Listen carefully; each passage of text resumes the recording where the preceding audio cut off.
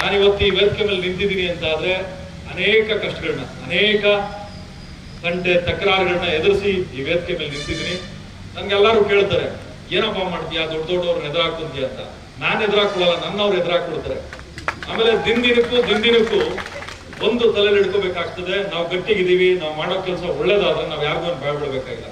ಭಯ ಬೀಳ್ಬೇಕಾದ್ರೆ ನಮಗೆ ಗುರು ಹಿರಿಯರಿಗೆ ನಾವು ಭಯ ಬೀಳಬೇಕು, ನಮ್ಮ ತಂದೆ ತಾಯಿಗಳಿಗೆ ಭಯ ಬೀಳಬೇಕು, ಬಂಧು ಮಿತ್ರರಿಗೆ ಭಯ ಬೀಳಬೇಕು, ಒಳ್ಳೆ ಕೆಲಸ ಮಾಡುವಂತವ್ರಿಗೆ ನಾವು ಭಯ ಬೀಳ್ಬೇಕಾಗ್ತದೆ.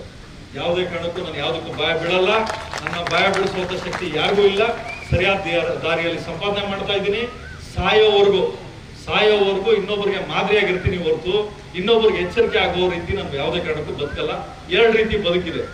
ಏನು, ಈ ವೇದಿಕೆನ ಕಟ್ಟಿರ್ತಕ್ಕಂಥವ್ರೆಲ್ಲ ಉದಾಹರಣೆಯಾಗಿ ಒಂದು ಮಾದರಿ ಆಗಿರೋಂಥವ್ರು. ಇನ್ನೊಂದಷ್ಟು ಜನ ಏನು ಅಂದ್ರೆ ಎಚ್ಚರಿಕೆ ಕೊಡುವಂಥವ್ರು. ಏನು, ಜೈಲಿಗೆ ಹೋಗುವಂಥವ್ರು ಅಥವಾ ಇನ್ನೊಬ್ಬರು ತೊಂದರೆ ಕೊಟ್ಟು ನಶಿಸಿ ಹೋಗುವಂಥವ್ರೆಲ್ಲ ಎಚ್ಚರಿಕೆ ಕೊಡುವಂಥವ್ರು. ನೀವು ಆಯ್ಕೆ ಮಾಡ್ಬೇಕಾಗ್ತದೆ ನಿಮ್ಮ ಮಕ್ಕಳನ್ನ ನೀವು ಯಾವ ರೀತಿ ಬೆಳೆಸ್ಬೇಕು ಅಂತ. ಉದಾಹರಣೆಯಾಗಿ ಬೆಳೆಸ್ಬೇಕಾ ಅಥವಾ ಎಚ್ಚರಿಕೆಯಾಗಿ ಬೆಳೆಸ್ಬೇಕಾ ಅನ್ನೋದು ಇವತ್ತಿನ ಮಕ್ಕಳಿಗೆ ಕಲಿಸ್ಬೇಕಾಗಿರೋದು. ಸಂಪಾದನೆ ಜೊತೆಲಿ, ಬದುಕೋ ಜೊತೆಲಿ, ವಿದ್ಯೆ ಜೊತೆಲಿ ಬದುಕೋ ಕಲೆ ಹೇಳ್ಕೊಡ್ಬೇಕಾಗ್ತದೆ.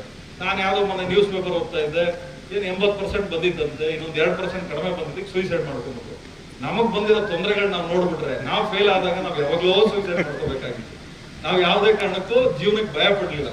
ನಮ್ಮ ತಲೆಯಲ್ಲಿ ಇದ್ದಿದ್ದಷ್ಟೇ, ಒಂದಲ್ಲ ಒಂದು ದಿವಸ ನಮ್ಮ ಧರ್ಮ, ನಮ್ಮ ಸೇವೆ, ನಮ್ಮ ಒಳ್ಳೆತನಕ್ಕೆ ಭಗವಂತ ಕೂಲಿ ಕೊಟ್ಟೆ ಕೊಡ್ತಾನೆ ಅಂತೇಳಿ ನಾನೊಂದು ತಲೆಯಲ್ಲಿ ಹಿಡ್ಕೊಳ್ತೀನಿ.